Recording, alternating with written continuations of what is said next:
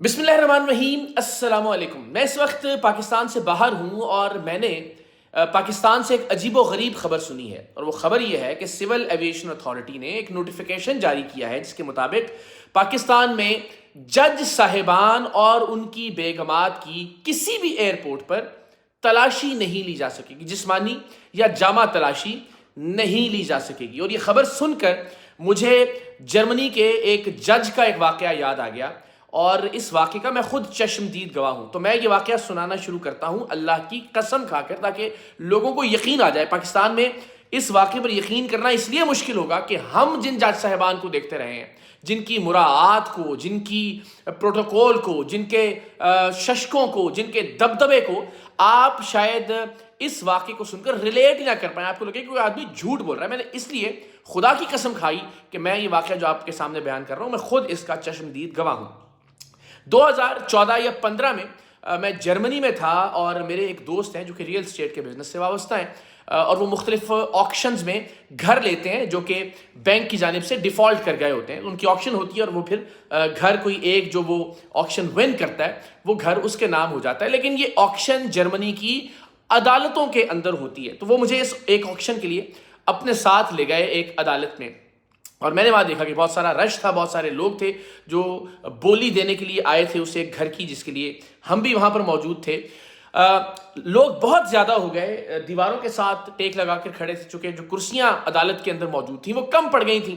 تو میں نے یہ دیکھا کہ ایک شخص کوریڈور میں، جو باہر انتظار کرنے والے لوگوں کے لیے بینچز یا کرسیاں پڑی ہوتی ہیں، ان کرسیوں کو اور بینچز کو اٹھا کر عدالت کے اندر لا کر رکھ رہا تھا، تاکہ جو لوگ کھڑے ہیں وہ لوگ بھی کرسیوں پر بیٹھ سکیں۔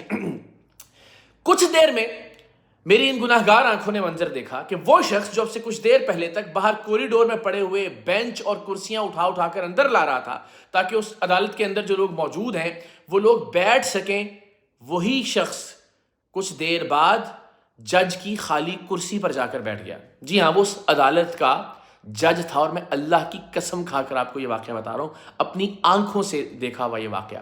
اور اس جج نے بولی کی کارروائی کا آغاز کیا، اور ایسا نہیں کہ وہ جج جس کی کوئی سنتا نہیں تھا، یا وہ کوئی جج بہت ہی ماٹھا یا ٹھنڈا جج تھا، بلکہ کسی ایک شخص کا موبائل فون بجا تو پھر اس جج نے بتایا کہ جج کی پاور کیا ہے۔ اگلے 30 سیکنڈ کے اندر وہ شخص جو کہ بولی دے رہا تھا اور جس کا فون بجا تھا، وہ عدالت کے احاطے سے باہر تھا۔ اتنا پاورفل اور طاقتور جج جس نے اپنا فیصلہ ودن 30 سیکنڈز منوایا، کہ یہ نہیں کہ عدالت کی کسی بھی طرح سے بے توقیری برداشت کی جائے، عدالت کی کارروائی میں کسی طرح کا خلل برداشت کیا جائے۔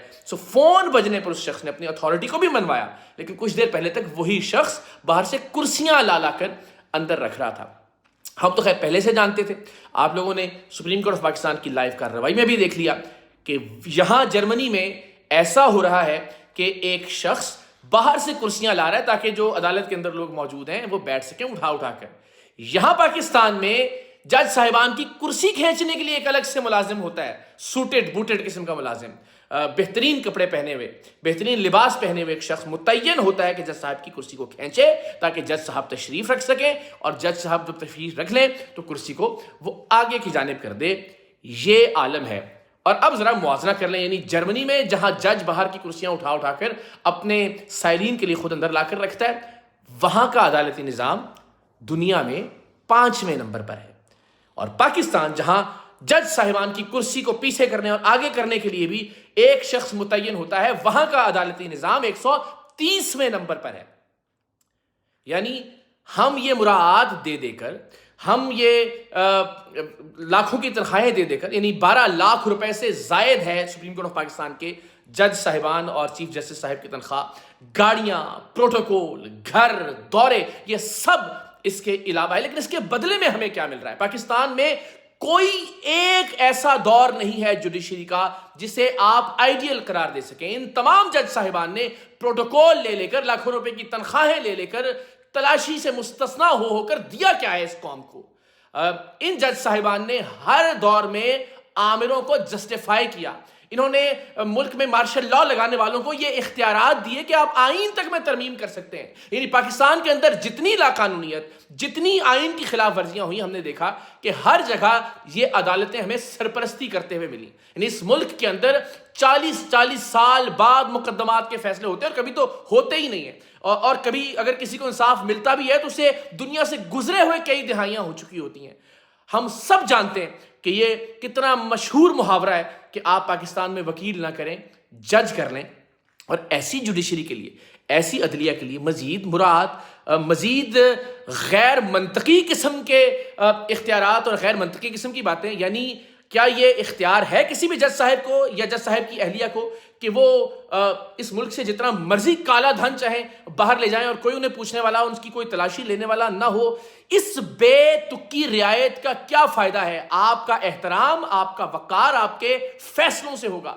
تب یہ قوم آپ کو عزت اور احترام دے گی جب آپ پاکستان کے اندر آئین اور قانون کی بالادستی کو یقینی بنائیں گے، جب آپ عاملوں کے سامنے، ڈکٹیٹرز کے سامنے سر جھکانے سے انکار کریں گے، جب آپ پاکستان میں جمہوریت کو پروان چڑھانے میں اپنا کردار ادا کریں گے، جب آپ پاکستان کے عام آدمی کو انصاف فراہم کریں گے. اس طرح کے ڈھکوسلوں سے آپ کو عزت اور احترام نہیں ملے گا، اور الٹیمیٹلی وہی ہوگا جو اس وقت پاکستان کے سوشل میڈیا پر ہو رہا ہے. تو بدقسمتی کی بات یہ ہے کہ کوئی بھی جج پچھلے جج صاحبان سے مختلف دکھائی نہیں دیتا. وہی ڈگر ہے پروٹوکولز کی، وہی ڈگر ہے ناانصافیوں کی، وہی ڈگر ہے بے عدلی کی. اللہ تعالیٰ پاکستان کے منصفین کو یہ توفیق عطا فرمائے کہ وہ اپنی توجہ، اپنی مراعات، اپنے پروٹوکول اور اپنے ششکوں کی بجائے پاکستان کے عام آدمی کو انصاف فراہم کرنے پر مرکوز کر سکیں. پاکستان زندہ باد.